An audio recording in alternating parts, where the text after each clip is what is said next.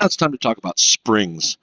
Springs are a very interesting way to store energy. You've thought about your typical spring like a slinky or something. It's attached to the wall, and it has a coil-like design.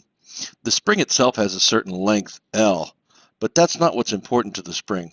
What's important is if you were to compress the spring this way and shorten the length.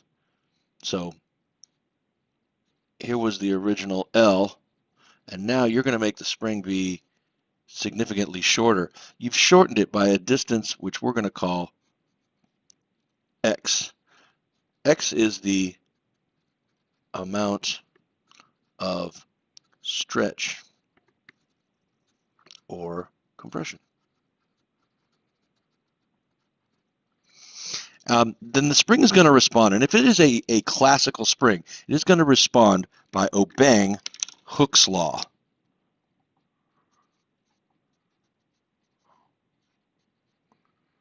Robert Hooke, I believe, was the guy's name. And he said that the force that a spring exerts is minus k times x. Minus because the spring always pushes in the opposite direction. If you move the end of the spring in the negative direction, it's going to push in the positive direction, and vice versa. K is a spring constant, which tells you how stiff or loose the spring is. Stiff means very hard to push and pushes back hard, and loose means very easy to push. Spring constant. And this, of course, is the amount of the stretch or compression. Now, since this is measured in newtons and x is measured in meters, it must be that the spring constant is measured in newtons per meter. That way the meters cancel and you get everything right. Newtons per meter, in other words, how much force for each meter of compression or stretch that you're going to get. So that makes perfect sense. So if this is and we can ignore the minus sign because that's just a directional thing. And remember that energy is a scalar. So we're just generally looking at absolute values of things. So now we have a situation where the force is, so this is going to be L, the length of the spring right here. And the force is going to be negative here and positive here. This is the force, and K is the slope of this line, with this being the stretch.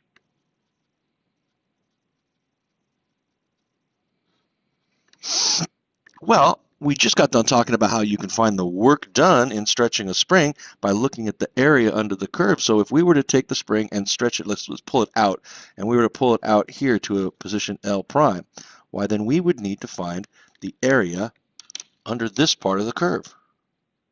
But that's just a triangle.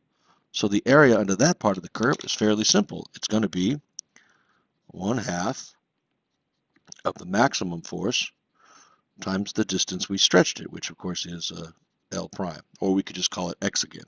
In fact, I do just want to call it x again. So 1/2 Fx. Oh, hold on a second.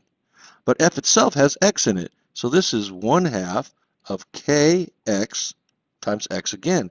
This is 1/2 kx squared. So the work done in stretching a spring is 1/2 kx squared. And that comes from just figuring out that the Hooke's law gives us a linear relationship between force and displacement of the spring. Yeah, thank God I changed from L prime back to x, because both of these things would be L prime, and then it would be the L prime squared. But L prime is just x, how far you stretched it. So we already had a variable for that. So I made a small mistake. If I was going to do this video again, I would fix that. But I'll do that next year, or next time we have a giant, tremendous lockdown and I have to teach at a distance. So this is the formula for the work done by a spring. Now I'm going to tell you something that's coming, and that is that the work done by a spring, work done on a spring or by a spring, actually is equal to its potential energy. Once we have stretched that spring out, it has something, it has energy in it that we could get back. Well, the easiest way to get it back is just let go of the spring. It'll come shooting back. And in fact, a lot of toy guns use a spring to compress some air and shoot a ping pong or a marshmallow out of the end or something like that. Or even those plastic darts, which, oh, the Nerf darts. Oh my God. The new Nerf darts and the new Nerf balls, those guns are so great. I'm going to have to get some. Okay, So that's about it for work and energy. The rest of the time will be spent doing examples, and look forward to those.